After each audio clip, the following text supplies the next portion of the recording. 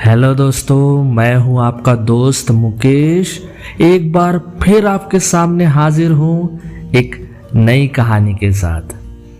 तो चलिए आज की कहानी शुरुआत करते हैं। कहानी का शीर्षक है आपके शब्द।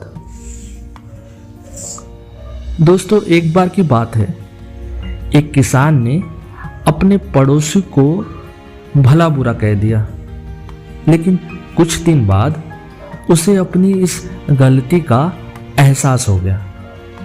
लेकिन वापस सुलह कैसे करे, इसकी सलाह लेने के लिए एक संत के पास गया।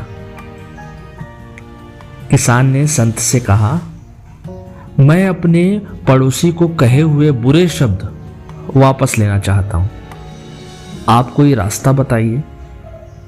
तो संत ने किसान को बहुत सारे पंख देते हुए कहा, जाओ इन सब पंख को शहर के बीचों बीच चौराहे पर जाकर रख के आ जाओ।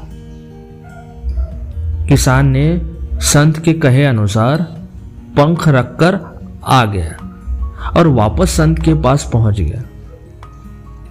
अब संत ने कहा, अब वापस वहां जाओ और सारे पंख समेट कर मेरे पास ले आओ। किसान वापस वहां चौराहे गया जहां उसने वो पंख रखे थे, लेकिन उसने जाकर देखा तो पाया कि वहां एक भी पंख नहीं बचा।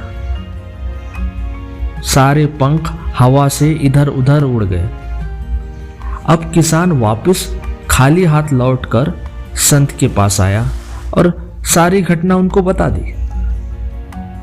तब संत ने समझाया, यही घटना तुम्हारे शब्दों के साथ भी होती है।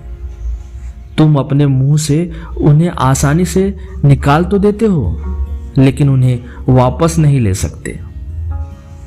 तुम वापस उस आदमी से जाकर माफी तो मांग सकते हो, लेकिन उसके दिल के अंदर कहीं ना कहीं चोट जरूर लगी रहती है, जो वो कभी नहीं भूल पाएगा।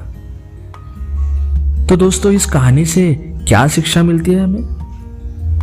दोस्तों, कहते हैं कि बोली की चोट गोली से भी गहरी होती है, इसलिए अपने शब्दों से किसी को चोट ना पहुंचे, इसका ध्यान जरूर रखें।